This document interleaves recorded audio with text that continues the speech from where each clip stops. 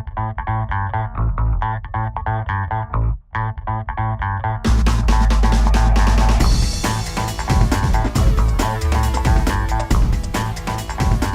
right, everybody. I have Alexandra Sindorf from the Food Drop on the line with me. How are you doing today, Alexandra? Doing well, Bruce. How are you? Good, good. So, you reached out to me, and I'm so glad that you did because I was reviewing your site, and it's really interesting what's going on. But give us a little bit about your background before we get into Food Drop. What is how did you get into the transportation industry, if you are, or what is it that you do if you don't? Sure. Well, I actually work with food banks and food pantries, so I'm more on the nonprofit side, but we interact a lot with the trucking industry. With all the food banks getting stocked with food, a lot of drivers come through those facilities.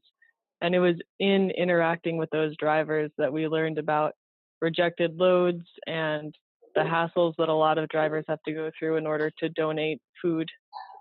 Yes, yes. It's a we've got such a need in this. I'm in Canada. I know you're in the U.S., but I'm in Canada, and we have just as much a need up here as you do in the states. We just don't have as many people.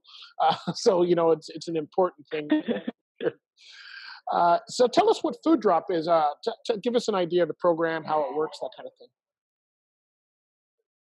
Sure. So Food Drop is a large scale food rescue initiative that really makes it easier for truck drivers to donate rejected loads of food.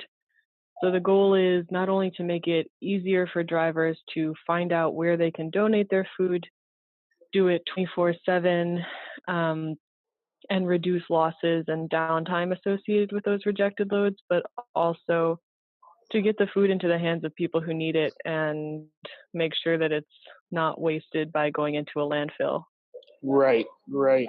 So now give us an idea because I mean I used to drive for 25 years. I've been in the industry for a long time, but not necessarily in the food part of it. I did do that for a few years.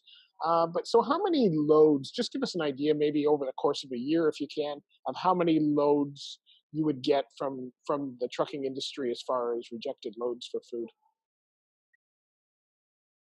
Sure. So it's a little bit hard to get exact numbers on rejected Sure, loads because people aren't happy about having rejected loads. But that's right. um, we know that, for example, in Indiana, where this project started, we're getting about 1 million trucks per day passing through our state. Right. So a lot of truck traffic, a lot of those loads are loads, especially refrigerated food loads. And we know that about 2 to 5% of food loads get rejected. So if you compare that to food waste um, as a whole, it's very low percentage. We know that worldwide, about a third of food grown is actually wasted. And I'm not sure about Canada, but I know that at least in the US, that number is close to 40% of all food gets wasted. So 2 to 5% of loads getting rejected is a low percentage, which means most of the time everything's going really well. But Yes. as you know, a 53-foot trailer can hold a lot of produce. So Yes. 30, 40,000 pounds of produce in one trailer. So even if just that small percentage of trucks are getting rejected loads, the impact adds up really quickly.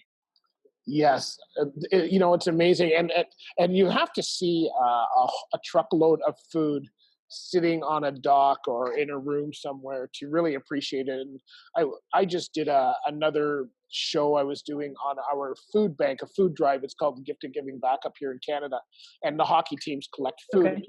They had the equivalent of two tractor trailers in this gym of the school and all in kind of pallets, and it was like amazing to see that this is two tractor trailer loads of food that they collected, cereal box one at a time. So it really is a lot of food that can really help a lot of people. It is. And one of the issues we were seeing with truck drivers trying to donate food once it does get rejected is that a lot of times the hunger relief agencies are small food pantries that maybe are located in a church or in a community center, and they have limited open hours for one, but they also aren't the most accessible to large trucks and Yes. maybe can't unload a truck very quickly and get it in and out swiftly. And so